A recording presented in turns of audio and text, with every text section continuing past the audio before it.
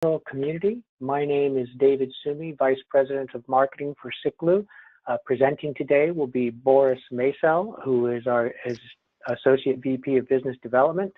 The topic today, as you can tell by the webinar, is Gigabit connections and rural communities. What we're going to talk about today is not only is there a need for gigabit connections in the rural community, but there are a number of applications within the rural community for these gigabit connections. And what we want to show today is how millimeter wave, while certainly not a 10-mile or 20-mile connection technology, has a large role to play in bringing gigabits to the rural community. We'll be covering not only the challenges, but we'll be covering select use cases of applications within the rural community. We'll also give you real-world examples of those use cases from customers who have deployed successfully our technology in those applications. With that, at the end of the session, we will be answering questions. So you'll see on the right-hand side of the webinar, you have an opportunity to list questions. I will be taking notes of those questions over the course of the webinar, and we'll try and hold off 5 to 10 minutes at the end to go over those questions. Any questions that we may not be able to cover today, we will cover offline and send out a follow-up after the webinar. With that, allow me to introduce Boris. Boris, please take it away. Okay, thank you, Dave. Thank you for joining us for this webinar. So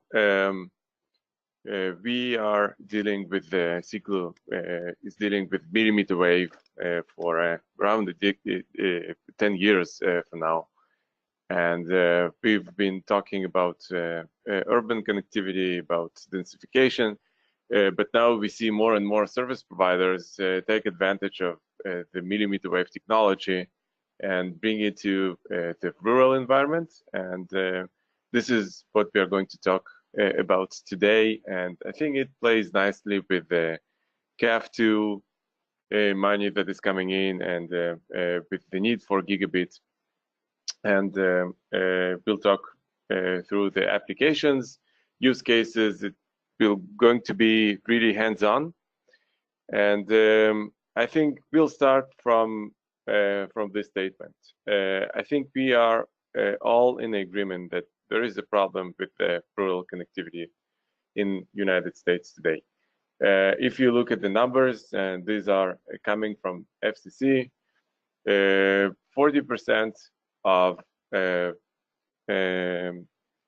rural population lack access to broadband as it defined by FCC, which means 20 meg down and 3 meg up, which probably not considered a good connection anywhere else. And the rural environment is lagging behind the urban. And on the other hand, in terms of applications, in terms of use cases, in terms of the need for real broadband, I think that there is no difference between the urban environment and the rural environment. Some of the challenges that make it really hard to address the rural connectivity issues, first of all, is the business case. The density of the homes is low. It means that it will be a low number of customers per base station or per connection, and it makes the business case really challenging. Another bottleneck is the transport backhaul. Fiber is not quite there yet, and traditional microwave is not able to support all the capacity requirements that are needed to support broadband or gigabit applications. And the technology, another challenge is that the technology that currently being used, like the sub-6 gigahertz systems, macrocell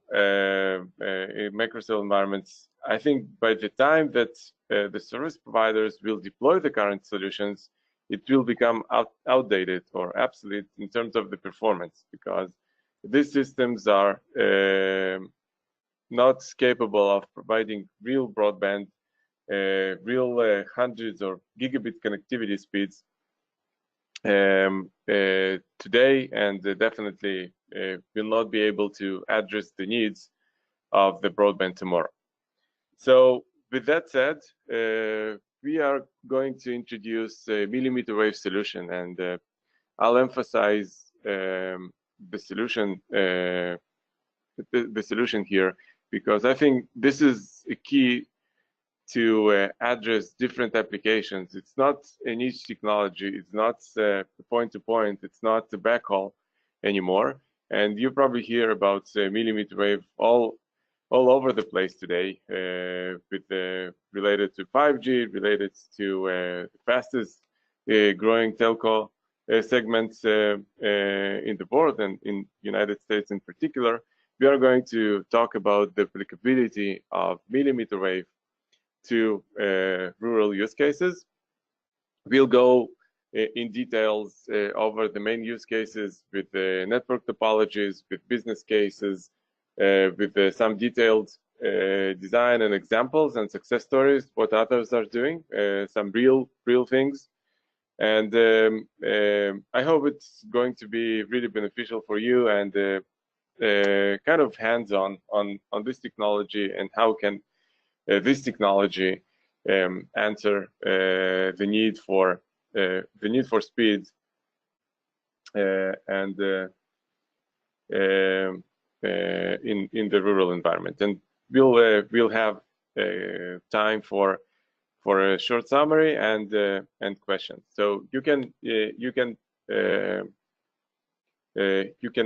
send your questions here in the GoToMeeting system, and we'll try to handle most of them during the session today, and if not, we'll answer it later on in the follow-up email. Of course, the webinar is going to be recorded and will be available together with the deck later on. Okay, so let's start. Millimeter wave solutions and the main building blocks. So I think that the millimeter wave technology is considered to be last mile technology, and we are going to break this paradigm with the modern technology, with the modern solutions, with the different systems that operate in different spectrum in the millimeter wave. I think this technology can fit in multiple parts of the network, and it goes from the transports in which a combination of millimeter wave together with traditional microwave can provide speeds up to 10 gigabit per second for distances up to 6 miles. This is actually the transport, the backhaul use case will be the first use case that we are going to talk in details today. So the solution, the millimeter wave solution, can upgrade the existing transport backhaul network to multi-gigabit speeds with reliable connectivity up to 6 miles. It can be used as a complementary solution to fiber, to complete fiber rings around cities, inside cities, between towers, with capacities, with multi-gigabit capacities as well, providing 4 nines availability, which is fiber-like availability, with capacities with distances up to 2 miles. It has the radios today integrate a lot of networking functionality and can act as an aggregation point with all quality of service, with map functions, with carrier Ethernet functions, provider bridge, CFM, OEM. A lot of networking is embedded into the radios, and it can provide once again up to 10 gig capacity for distances up to 2 miles. And of course, at the access part, in which usually it provides the gigabit connectivity at the distances of mile for street level connectivity for single family home, point to point, point to multi-point. At the street level, really small devices blend at the city environment, at the town environment, doesn't look like a radio. Really optimized for for this kind of installation. We'll talk about that as well. So from transport through backbone aggregation and access, I think there is a play for millimeter wave to support your network. And on top of the hardware, on top of the radios, there are tools that actually enables you to, in some cases, overcome the complexity of the wireless network design, overcome the wireless expertise that maybe you think is needed to deploy such networks. You can take advantage of a wireless network design engine to automate the network planning, to calculate the performance of the radios using a link budget tool, and also to conduct financial analysis and for proof of concept, and for from reliability perspective, calculate ROIs and see what is the best solution for some applications. Okay. In terms of the use cases that we are going to cover, we'll start from the backhaul or transport, long range, high capacity applications, which we introduce how millimeter wave can serve distances. We'll show several examples of 9 miles. I feel comfortable with stating that we can deliver 10 gig over 6 miles. We'll deep dive into that. Later on, we'll continue with the business connectivity applications. And when we build this slide deck and when we work with the customers, we hear that even the small town, every small town actually has a main street. So there is a play for business connectivity, providing hundreds of megabits or even a gigabit connectivity to businesses inside the rural environments, inside those small towns, downtown areas. And we'll cover that as well, and show you some examples of how other customers are doing that. We'll get to a solution on how to serve complexes, multi-dwelling units, garden-style apartments, and finish up with single-family homes, which is the most challenging deployment, though. Kind of a spoiler, we have a customer that deploys it in Mississippi, and he goes nationwide. So if the solution can work in Mississippi, it probably scalable to any other place or any other state here in the United States. Okay, so first, transport.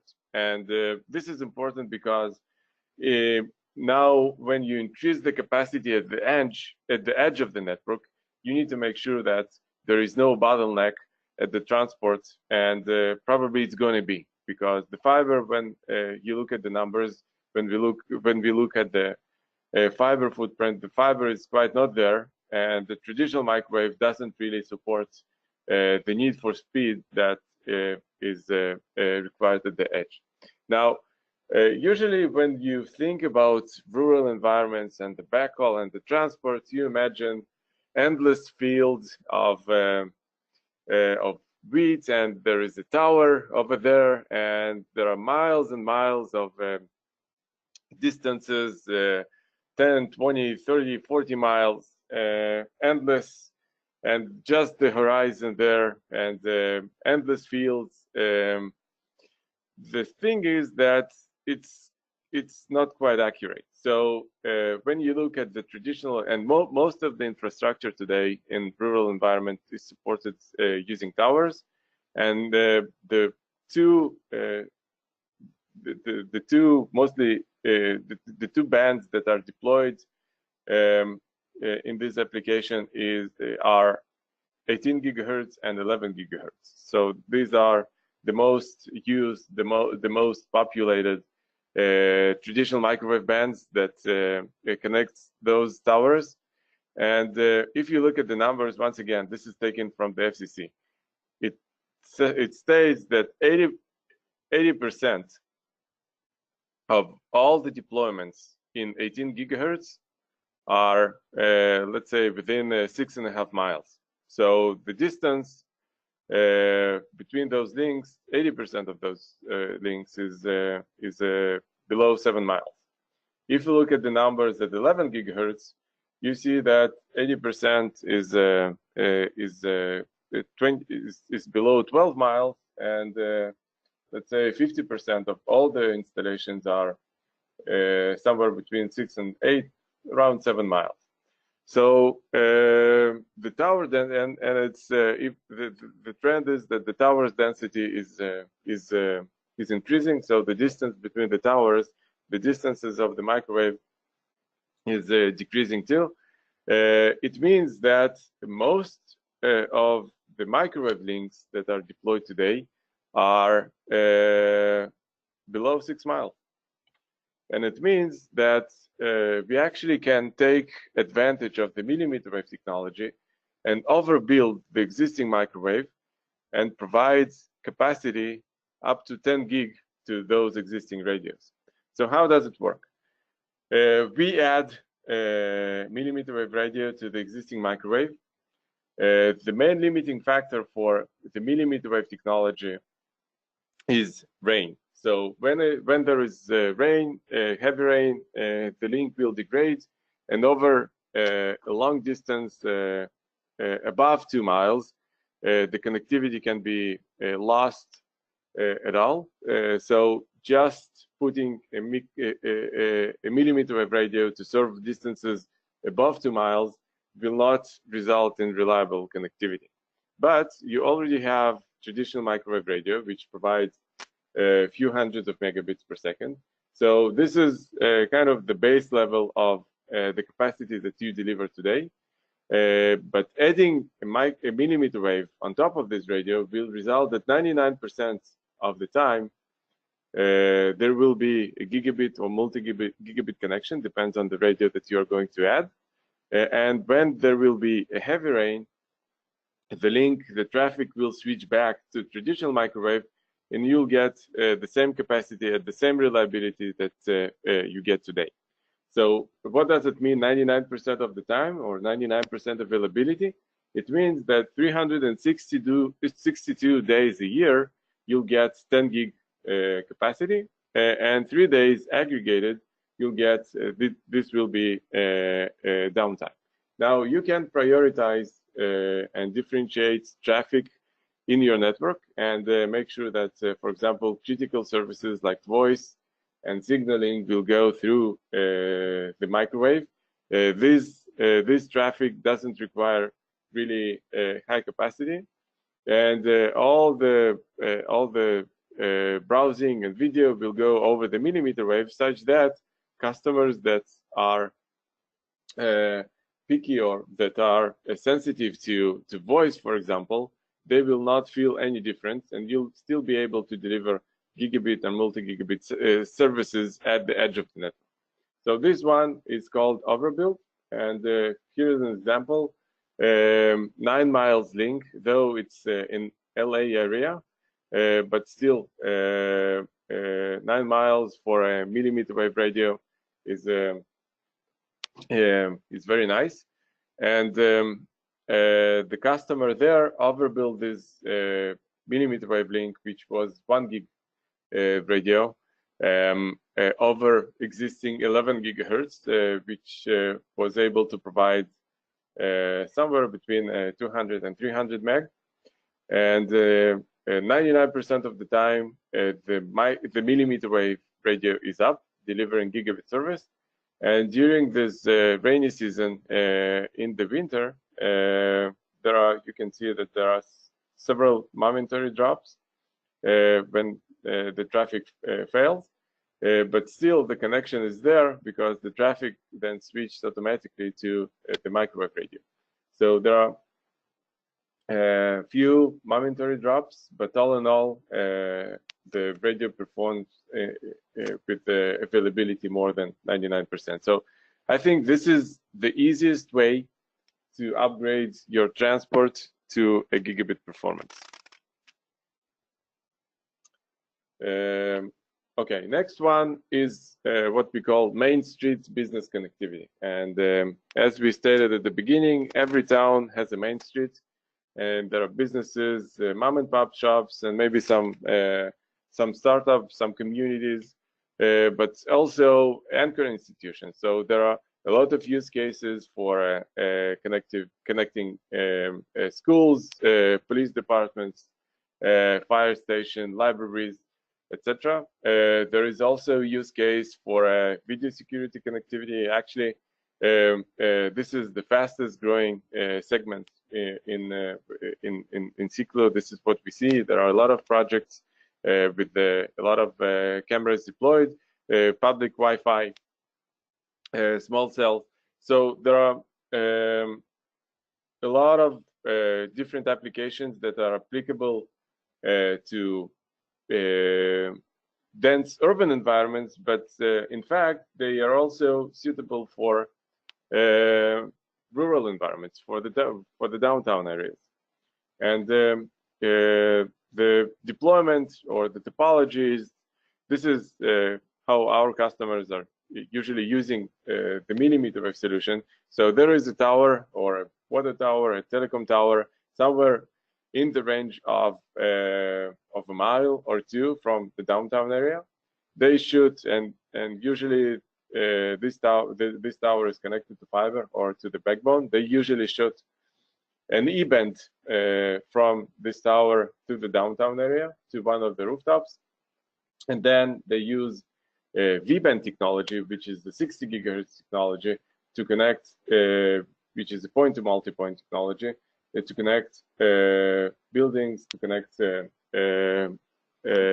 anchor institutions in the downtown, in the main street. So, in general, from walking through the deployment strategy, in terms of the vertical assets, so it's tower to the rooftops and rooftops in the downtown area.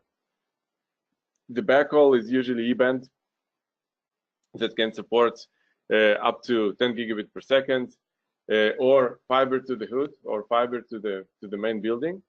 And the drop, the distribution, is either V-band point-to-multipoint or V-band point-to-point. Both support up to 1 gigabit capacity, and the distances for the point-to-point is 0.6 miles, which covers pretty much all the downtown areas. And for the point-to-multipoint, it is up to 1,000 feet, which is also a good distance for those areas. From the business case perspective, and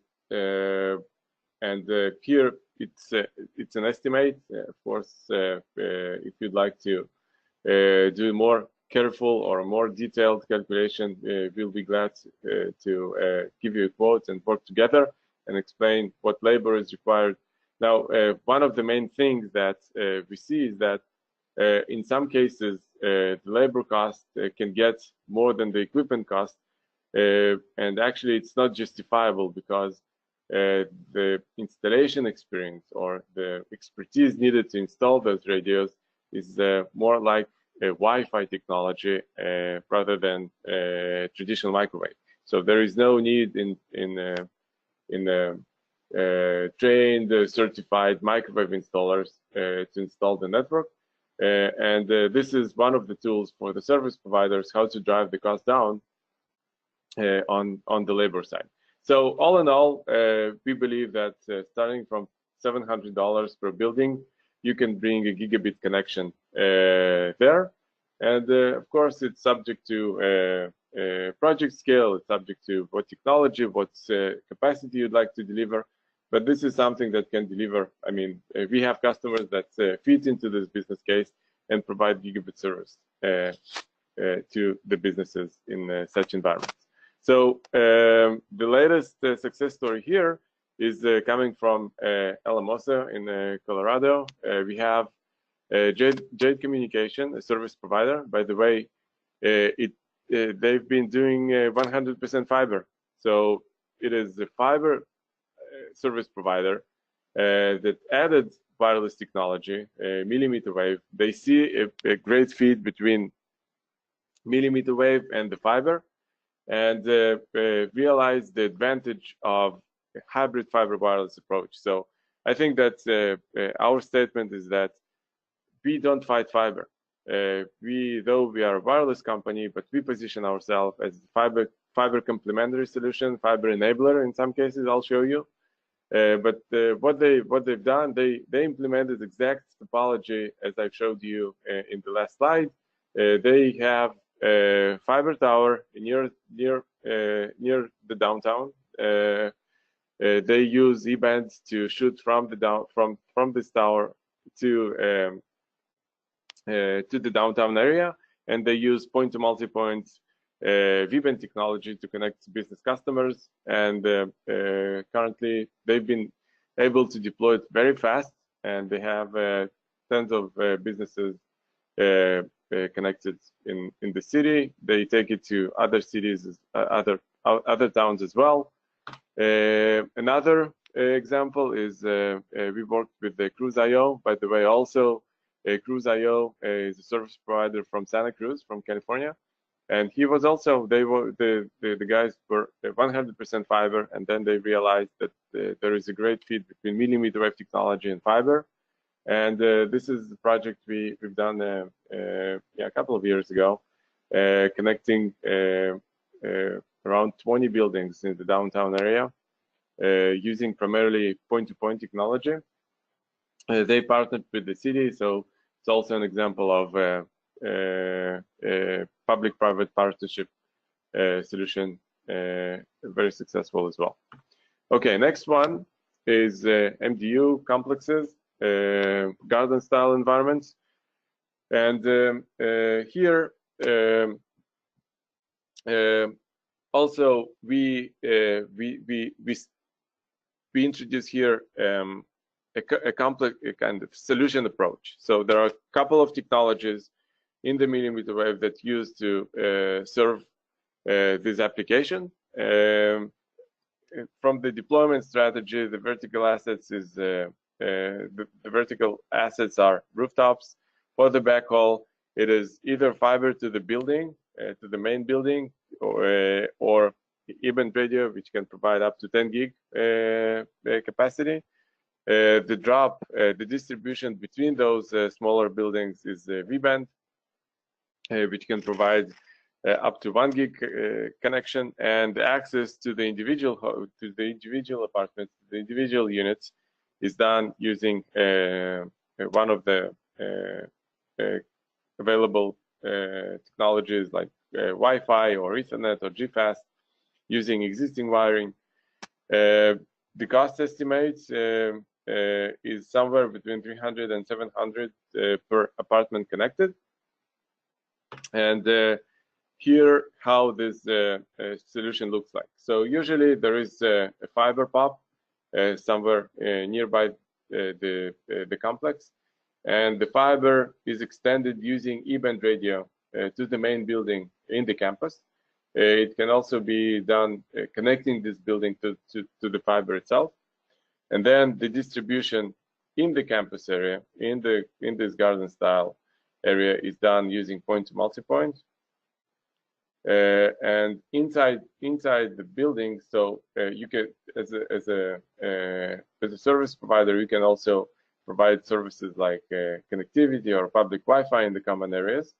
And the distribution of the signal of the service inside the homes to the apartments is done using either Wi-Fi or GFast, or utilizing existing wiring, or using Ethernet in buildings that are built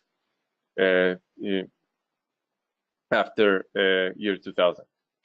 Here is a real example. So this is apartment complex that we provided the design for with one of the major service providers. So they brought fiber to this building here, one of the main buildings here in the campus, and they used point-to-multipoint technology to connect other buildings. And you can see that you can actually daisy chain. It's kind of, it becomes really a mesh deployment to provide connectivity to all other buildings here. So I think all in all, we serve here about 20 plus smaller buildings, and the design took hours to complete, and the deployment is also very rapid. Now we switch gears to the single-family homes, and this is probably the most challenging type of deployment because of different operational aspects, not because of the technology, but because of the access to the poles, or utilizing hub homes, or utilizing rooftops. The good thing, though, is we have several service providers that actually deploy millimeter wave technology to serve single-family homes, and we developed. They use our tools to automate the design, and we have a lot of experience using that. So I didn't see a lot of service providers being successful to deploy the equipment on the poles because of the zoning issues and access rights. Most of the service providers that we work with, they utilize hub homes. I'll show you several examples. They use, as a backhaul, they use E-band, or they use fiber to the hood. And for the access, they use V-band technology to deliver gigabit services. So the estimated cost for a home passed is in the few hundreds of dollars. Home connected is starting from $700. That means all the equipment, the cost, the labor, everything. So in terms of the topology, in general view, so it can be using E-band from the existing fiber pop, bring it to the neighborhood, and then distribute it in kind of a mesh way using point-to-point, point-to-multipoint technology, or connecting, bringing fiber to the hood, connecting single home, and then using wireless technology to distribute it inside the home, inside the neighborhood. It can be deployed on the rooftops. It can be deployed on the poles. Once again, I think poles is more challenging environment because of the access. But those who can get access to the poles, I think it's a very robust solution, and it serves. It works pretty well. So I think the most famous success story here is coming from C-Spire. C-Spire is the 5th largest carrier in the United States. They provide mobile services as well as fixed services. They have a brilliant fiber to the home product. The thing is, they primarily operate in Mississippi. They expand to other states, but this example is from Mississippi. The problem with the fiber to the premise deployment is that it is actually applicable to just 10% of the population of the state. So it's a brilliant product that brings gigabits and at least on the paper, upgradable to higher speeds, but there are very few people that actually can afford it. And they came up with another solution. They wanted to utilize their expertise in fiber to bring fiber to the neighborhood, but do the densification using wireless technology, using millimeter wave, and in such way to significantly reduce the cost and come up with a product that will be applicable to 90% of the market. So you can see here, this is the landing page of their service. They provide 120 meg connection at $50 a month. No long-term contract, no installation fee, no data cap, no credit score check. You have the money to pay the bill, you get the service. You don't have the service. Very clean, very nice, very affordable, and really a very competitive solution comparing to what other service providers offer in those areas. Now, the way that the methodology that we developed together to deploy that sort of network is to bring fiber to one home. Actually, In this way, you can see how the millimeter wave technology can enable new fiber. So instead of bringing fiber to all those homes here, they just bring fiber to a single home, and they use millimeter wave technology to provide access to all to other homes in this area. We have the tools to automate the line of sight calculation and to automate the selection of the hub homes. Now we select several potential hub homes because they don't know which home they will end up serving, which is kind of uncertainty when you go to customer rooftops instead of poles. But we have a methodology that works and enables them to reliably and rapidly deliver the service and spread it over to the neighborhoods. They plan to take it statewide, and we have tens of neighborhoods planned and deployed. So this is actually a live example, real example of such use case. Another network that we've done was deployed 4 years ago, and you can see here the same kind of methodology, or the same way. The E-band extends fiber from a fiber pop, brings it to the neighborhood, and then it is a mesh design, which actually based on rings. So you can see that this is the main ring here, the purple one, and the blue one is subring, another subring, another subring. The benefit of subring is that the benefit of this technology is of this mesh ring technology or topology deployment is that there is no single point of failure. So if there is malfunction in the equipment, there is malfunction in the power in a particular home, it doesn't affect the rest of the network. So this is something that we deployed 4 years ago, and according to the service provider, this is the most reliable network that they had. Millimeter wave is virtually immune to interference. So actually, the denser deployment is, the better performance is, because then the distances become shorter and the millimeter wave performs better at the shorter distances. And here at the bottom of the slide, you can see snapshots of real speed tests that the customers get. So there are several tiers of service, 500 meg and 1 gig, and this is what they see in their speed test. So I think this is it. Kind of going over the technology building block, the solution building block, millimeter wave solution building blocks, going over the main use cases. I think it should give you a good perspective on how millimeter wave technology fits into rural, suburban environments, not just into dense urban. You see others already utilizing that. Today, the technology can provide up to 10 gig connection, which means that the wireless is actually no longer a bottleneck. And 10 gig today, it's not something that is going to be obsolete tomorrow. So 10 gig, you invest in 10 gig solution, it will last for 5 years.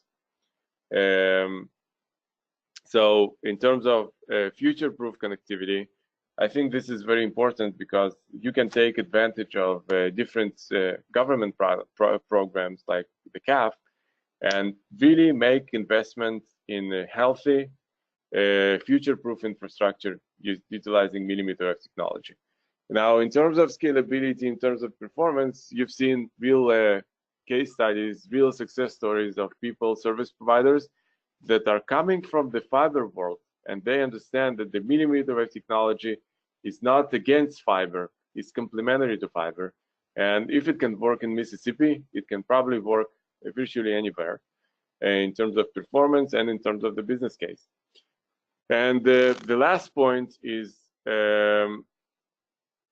most of those fiber carriers that added millimeter wave to their product, to their portfolio, they didn't have expertise in planning complex wireless network.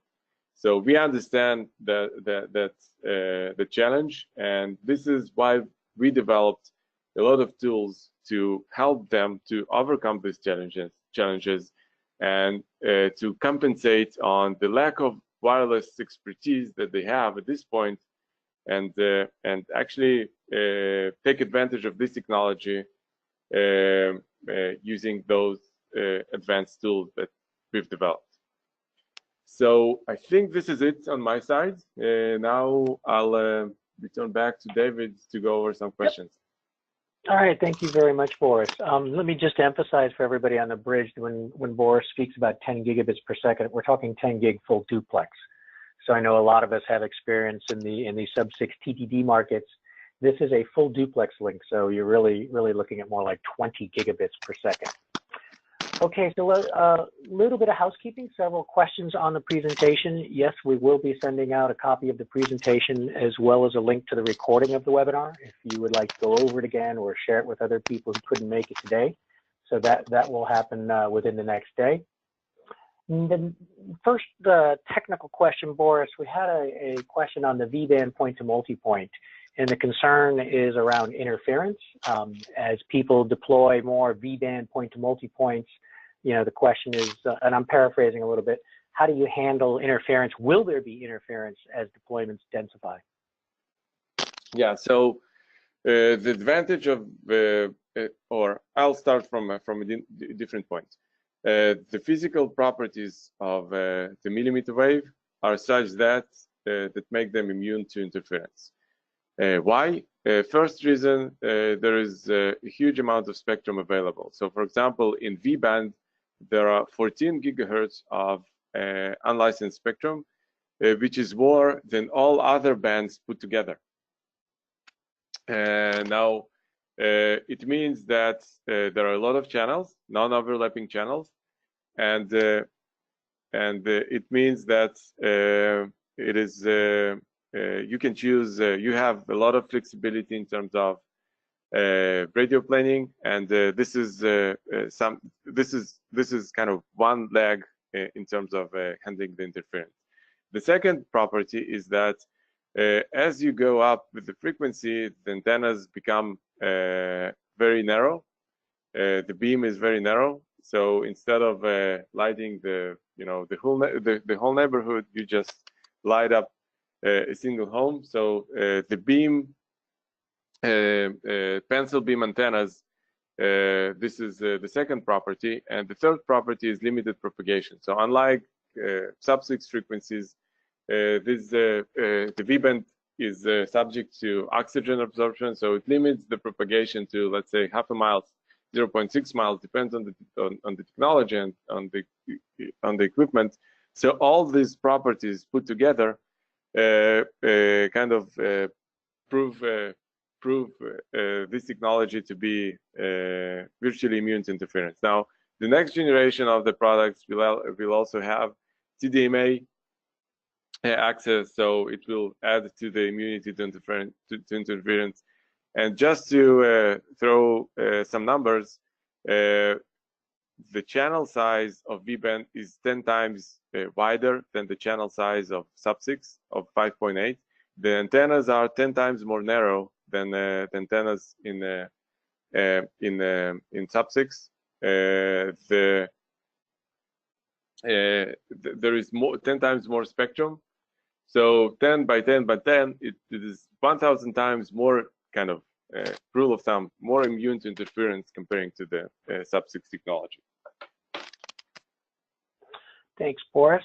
The next question we had, you were mentioned about hub homes versus poles and vertical assets, and the question we have is, how are you powering this equipment on a pole if the transformer and the power connection is not available?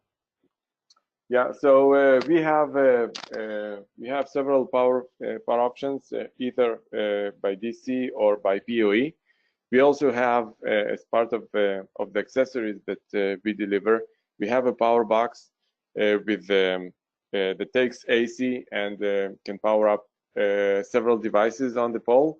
It has battery backup, and it has a monitoring system that is integrated with our radio, so you can monitor the battery and power outages, etc. So this is something that we developed for single-family homes, for hub homes. So there are multiple power options, and we have customers that use either DC or PoE or a combination. They actually can, in some devices, they can serve as a backup. So there are multiple options to power up the equipment. We've actually done equipment installations with solar, et cetera, although that's not the mainstream. I think to close the question, this is one of the challenges that Boris was alluding to, that hub homes in the SFU deployment are an easier way to go. If you have a pole and you cannot get power on that pole, it's really not going to do you a lot of good. So the pole, if you're going to have a pole asset, you're assuming that you get the power access as well. Otherwise, you know, we need electricity for our radios to work. Next question, really kind of going a little bit of a deeper dive into the residential deployment that you mentioned. You know, if you have a small town, you know, the question was, the first part of the question was, what's your ideal subscriber to square mile target density? And I think you stated basically that the point to multi-point will do up to 400 meters or about 1,000 feet. So you can do the pi r squared on that. You can have 4 base stations. But really, I think the crux of the question and the follow-up questions that I'm seeing, Boris, are, you know, how do you do this in a residential neighborhood? How many homes per base station? How many homes per hub home? That type of thing. Yeah. So that's actually a really good question, and we do a lot of POCs and a lot of feasibility studies for carriers, tier 1, tier 2 carriers, and also for smaller service providers. And the numbers that we see usually, it of course depends on the state, on the neighborhood. But for example, in C-Spire, I would say that there are somewhere between between 4 to 6 subscribers per sector. We see other deployments as well, but this is probably the rule of thumb. Okay, so there are somewhere between 4 to 12 subscribers per hub home. These are the numbers that we see. We'll be glad to work with you guys to identify test area and to do the design and to come up with the business case. Now, the beauty of doing this exercise is that using our tools, you actually get a very accurate design that takes into account line of sight. So it's not just an estimate. You actually get a real deployment topology, a real deployment scenario, and the business case that goes together with that. So using this POC, it's not just the proof of concept of the technology, it's also a proof of concept of the business case. And we can do it pretty fast using our tools, and we'll be glad to do so. Great. I think that's probably some of these questions are getting fairly detailed, and I think honestly, if you'd like to reach out to us, we'd be happy to follow up and do a sample design for proof of concept or look in more detail at your specific requirements. Next question, there was some interest in the different radio frequencies for the overbuild. I think that maybe there's a little bit of confusion. The overbuild solution sits, right alongside the existing microwave link. So whatever microwave link you have deployed, whatever frequency that's working at, the millimeter wave will be mounted right next to it, and then the software will take care of switching that back and forth. So I think there's a little misunderstanding there. Next question, Boris, the power box. So you mentioned this cool accessory, the power box. where do you deploy that power box, and a little more details to what exactly is inside it? Okay, so maybe I'll show you a snapshot of how residential deployment looks like, and from a real scenario. So usually the power box goes to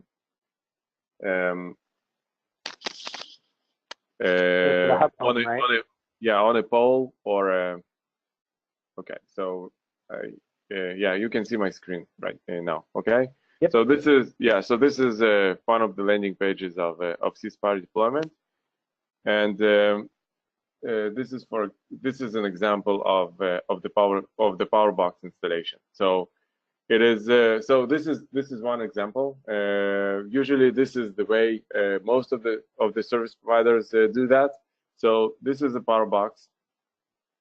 It is connected to the AC at the near the meter, and there is a single cable that can power up to 3 devices on the rooftop that goes to the roof. You can see that it is really nice, aesthetical and sleek design. This is not the final version of the box, but I think that the final version is even smaller than that. It has the lithium battery, takes AC as a power in, and provides PoE power out to a device. We also have, and this is maybe also important to mention, we have, since our devices are optimized for this kind of deployment, we put a lot of thought in the features that make the deployment easy. And as I've mentioned, in some cases, the labor is actually becoming the critical factor here, and not the equipment cost. So we have a lot of bells and whistles that are implemented inside our products, like power PoE in and PoE out. For example, our device can power up to 2 other devices. So with a single cable installation, you can go to a rooftop and power additional devices there. So, but this is how pretty much how the power box looks like. All right, thank you very much, Boris. That covers the questions that I've received so far. Again, if you have questions or thoughts after the webinar, please reach out to us, reach out to Boris or I directly, or if you're working with one of our regional sales managers, reach out to them. We're very excited about gigabits in the rural community. We think it's an application that does not get enough attention, and we'd love to work with you as you try and bring multi-gigabit connections to your town. With that, we're going to end the webinar. I appreciate everybody spending their time today, and we hope you enjoy the rest of the day.